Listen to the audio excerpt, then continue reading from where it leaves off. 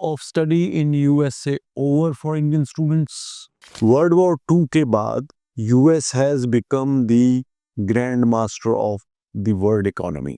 बहुत सारे बच्चों की जो अपॉइंटमेंट्स ले रखी थी वो इन्होंने कैंसिल कर दी हैं और इंडिया के बच्चे बहुत ज़्यादा उससे इम्पैक्ट हुए हैं. If you are somehow directly or indirectly against the current dispensation of US, आप कोई ना कोई उस पर कुछ कमेंट करते हो या कोई लाइक करते हो कुछ करते हो तो that can go against your application. तो ये जो है this is far from the democratic values.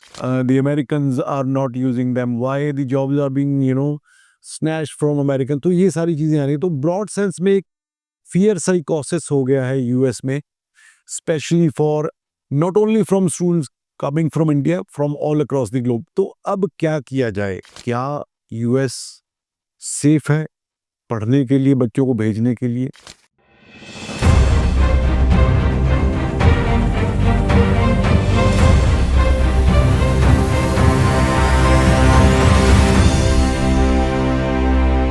Is dream of study in USA over for Indian students?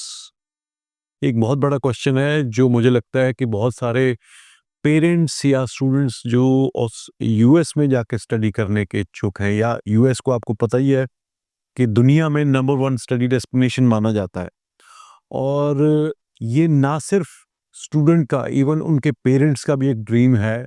ये बहुत देर से रहा है कि भाई उनका बच्चा जो है वो टॉप की यूएस यूनिवर्सिटीज़ में जाके पढ़े और वहाँ पे काम करे, and then leading to H1B and then permanent residency. Because world war II के बाद US has become the grand master of the world economy, and rightly so. US में जो इंडस्ट्रियल डेवलपमेंट हुई उसके बाद बहुत सारी चीज़ें, यूएस डॉलर जो है वो एक currency to operate all across the globe रहा. तो कहीं ना कहीं उसने एक बहुत बड़ा रोल प्ले किया इन building the US economy and building the brand USA. और आप में से बहुत सारे लोग जो अगर हॉलीवुड मूवीज़ वॉच करते हैं, बड़ी देर से देख रहे हैं, मेरी एज के होंगे, तो देखा होगा कि हमेशा एक एक जिसे कहते हैं ना बैकग्राउंड, एक मैसेज हर एक यूएस बेस्ड मूवी में ये रहा है कि USA is great, great America and all that. So कहीं ना कहीं एक सॉफ्ट मैसेज उन्होंने दुनिया को दिया है कि यूएस जो है that is the greatest country on earth. But अब बहुत सारी चीज़ें, specially after the new administration in USA, mister Trump के आने के बाद बहुत सारी चीज़ें जो हैं वो चेंज होने लग गई. इस वीडियो को थोड़ा ध्यान से सुनिएगा और कोशिश कीजिएगा अपने टाइम के 2 या 3 मिनट और देने के लिए. ज़्यादा टाइम मैं नहीं लूँगा.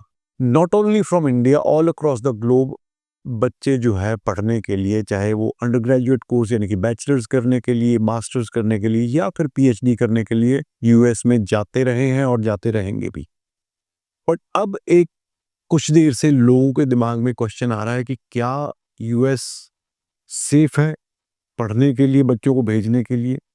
ना सिर्फ सेफ, क्या उनकी पॉलिसीज स्टूडेंट्स को अकोमोडेट करने के लिए ठीक है? तो मैंने कुछ पॉइंट्स निकाले हैं जो आपको बताएंगे और जो इनफैक्ट आपको हेल्प करेंगे कि आपको यूएस में पढ़ने के लिए सोचना चाहिए at least for another 3 years until this administration is there.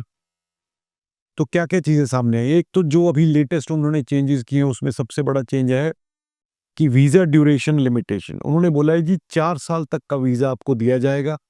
पहले क्या होता था, स्टूडेंट्स जो जाते थे, बड़ा फ्लेक्सिबल सिस्टम था. आप गए 4 साल 5 साल का आपको वीज़ा मिलता था, चाहे आपका कोर्स साल का था, 2 साल का था, 3 साल का था, 4 साल का. तो स्टूडेंट्स दोबारा इनरोल करके they used to extend their visa. अब वो पॉसिबिलिटी नहीं है. अब अगर आपको वीज़ा एक्सटेंड करना है तो आपको दोबारा वीज़ा फाइल करना पड़ेगा.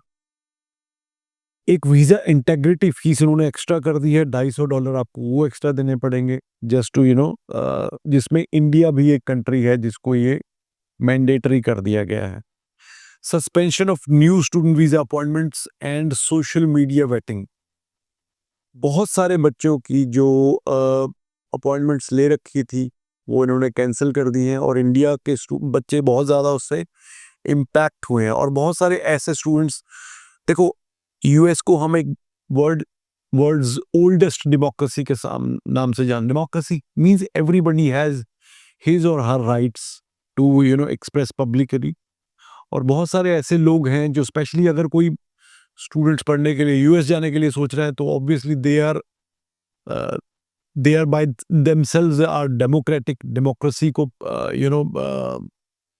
जिसे कहते हैं कि रिस्पेक्ट करते हैं, तो वो कहीं ना कहीं हर बंदा अपने ओपिनियन के हिसाब से अपने सोशल मीडिया पे अपने अपने आप को एक्सप्रेस करता है।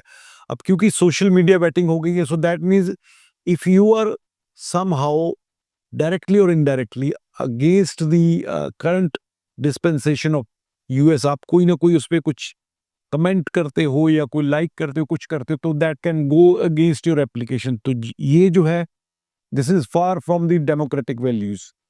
उसके बाद increased visa scrutiny and रेवोकेशंस।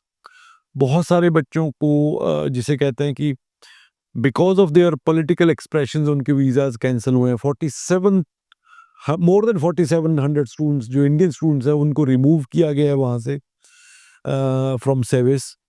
OPT and H1B pathways जो हैं वो उनके ऊपर अनसर्टेनिटी हो गई है, उनको नहीं पता कि आने वाले टाइम में क्या होगा। अभी आप देख रहे हो कि किस तरह से जो अमेरिकन्स हैं, specially the white Americans, they are totally rhetoric उनका चल रहा है सोशल मीडिया पे against make changes in H1B, why Indians and Chinese are using these visas, why the Americans are not using them, why the jobs are being snatched from American। तो ये सारी चीजें आ रही हैं। तो ब्रॉड सेंस में एक फियर साइकोसिस हो गया है यूएस में, specially for not only from students coming from India, from all across the globe. तो अब क्या किया जाए? तो मेरी राय से as a education consultant I would say कि अगर आपको पढ़ना ही यूएस की आईवी लीग यूनिवर्सिटीज में है, then probably you might have to delay your decision. और बहुत सारी और यूनिवर्सिटीज भी हैं जो कि इक्वली गुड है। टॉप 100 में अगर हम बात करें तो कनाडा की बहुत सारी यूनिवर्सिटीज आती हैं। You can opt for UK as a destination, you can opt for Australia as a destination. तो आपको ये सारी चीज़ें जो है वो वे करनी बहुत ज़रूरी है। और इस टाइम पे अगर मैं बोलूँ तो इस टाइम पे अदर देन यूएस अगर आपको नॉर्थ अमेरिका में जाना है तो Canada has very good university of British Columbia, university of Toronto, McGill, then University of Manitoba, University of Saskatchewan. So many universities are there where you can go apply for your application if you're wanting to do masters or undergraduate. And then अगर आप Australia की तरफ आना चाहते हो, uni Sydney, uni Melbourne, Monash university, university of Adelaide, university of Western Australia, uni Queensland, तो ये university of New South Wales, तो ये सारी यूनिवर्सिटीज़ भी जो हैं ग्रुप ऑफ 8 में आती हैं। That means they are among the top 100 universities in the globe. So if you are that good and you wanted to go in an Ivy League university, so probably you can opt for these universities. और अगर आप वैसे US की average university में पढ़ने के लिए सोच रहे तो उसके अलावा तो आपके पास बहुत सारे ऑप्शंस हैं। तो please do way your options, do